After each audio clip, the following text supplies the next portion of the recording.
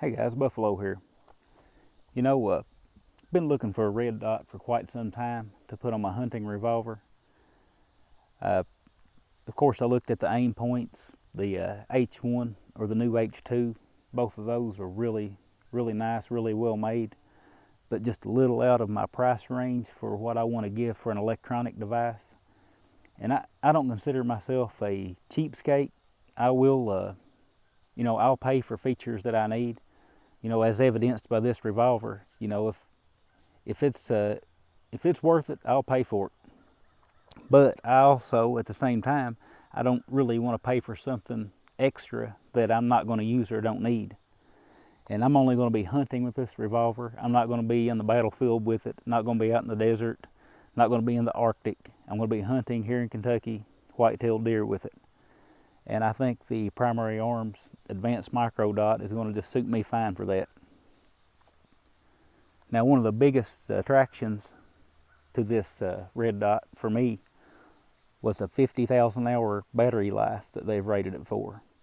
It runs off of a single CR2032 battery, and with that kind of battery life, I can just turn the red dot on, leave it on, change that battery every 2 or 3 years, and not have to worry about it.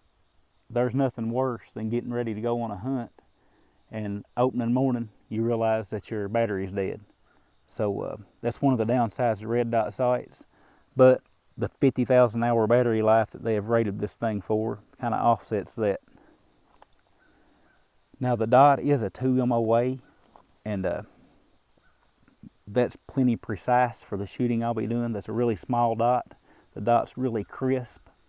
I'll try to show it here with the camera, but you know how that works. It's probably not going to show it the way it should. But it's a really crisp little dot. Like I say, very precise, small, pinpoint.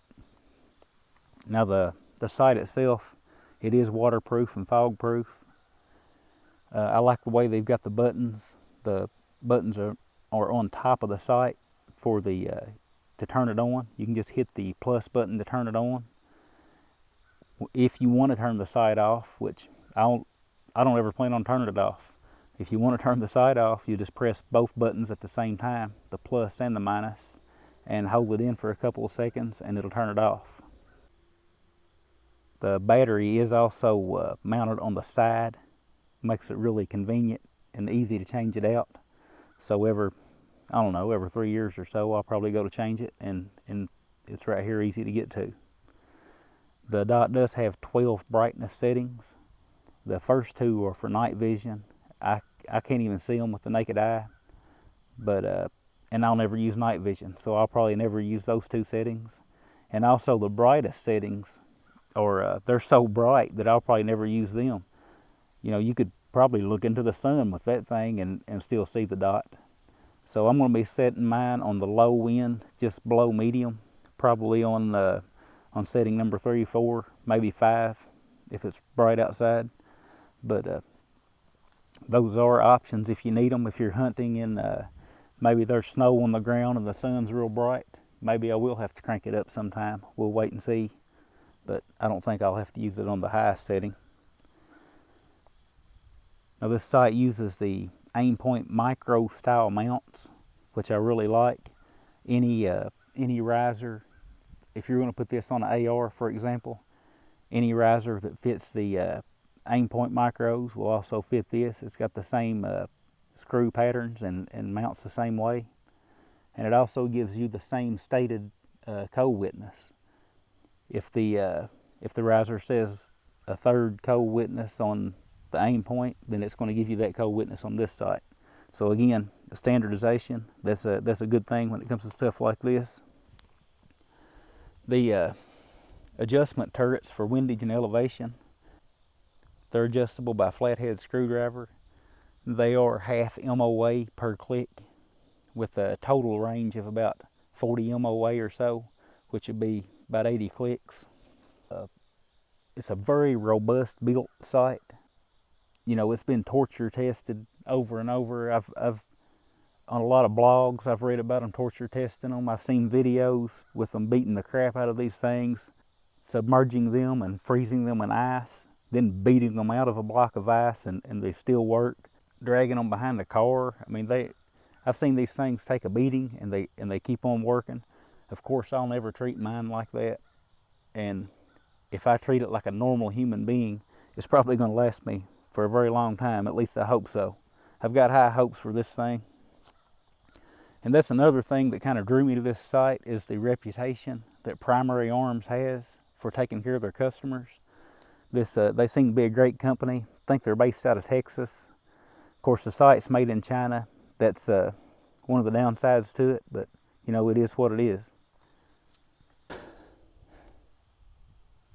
All right, guys, I've got it loosely sighted in off the bench with some Winchester white box 240 grain semi-jacketed.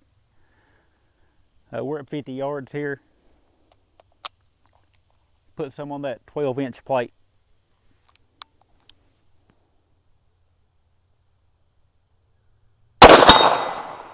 All right, guys, you can see the sun's out bright right now. I've got the dot set on number 4. I've got no problem seeing it. Hit the plate right in the middle.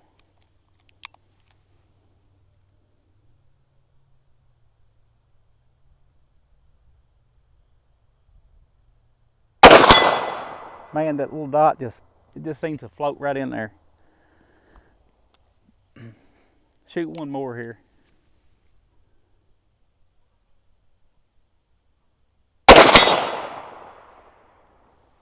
I'm really happy with this little dot. I'm amazed at the price point, which runs about 170 bucks, and the quality that you get for that price is outstanding in my opinion. Let's back it on up a little bit.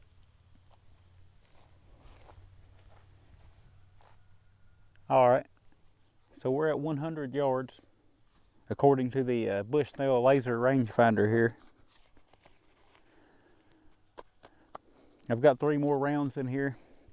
I'm wearing a little lav mic. I don't know how well the report of the steel being hit will pick up. So let's give it a try here. 100 yards on the 12-inch plate there in the middle.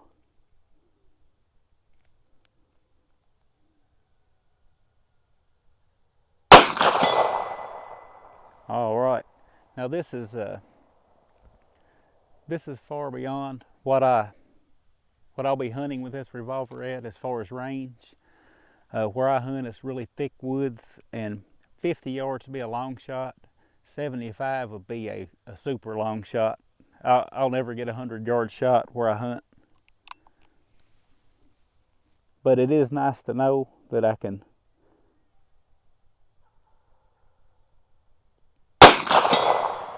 shoot that far and hit my target if I need to.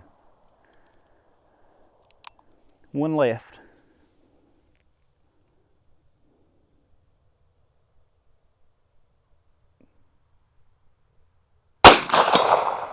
All right.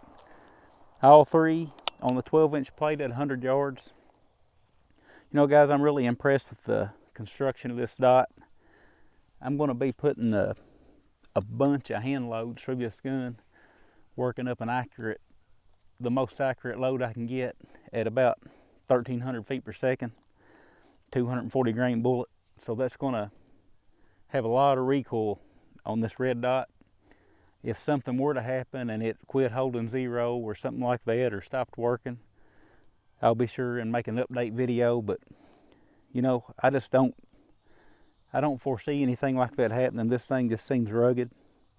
Like I say, I've watched a ton of torture tests on it, and I just think it's going to hold up. I'll be highly surprised if it doesn't. It runs about 170 bucks. If any of you guys are in the market for a red dot sight, definitely don't cross this one off your list until you look at it and watch some reviews on it and read up on it. Seems like a good unit. You guys be safe, and I'll talk at you again soon. Thanks for watching my videos. Well, I almost forgot, guys. Some of you guys may want to actually see what comes in the box.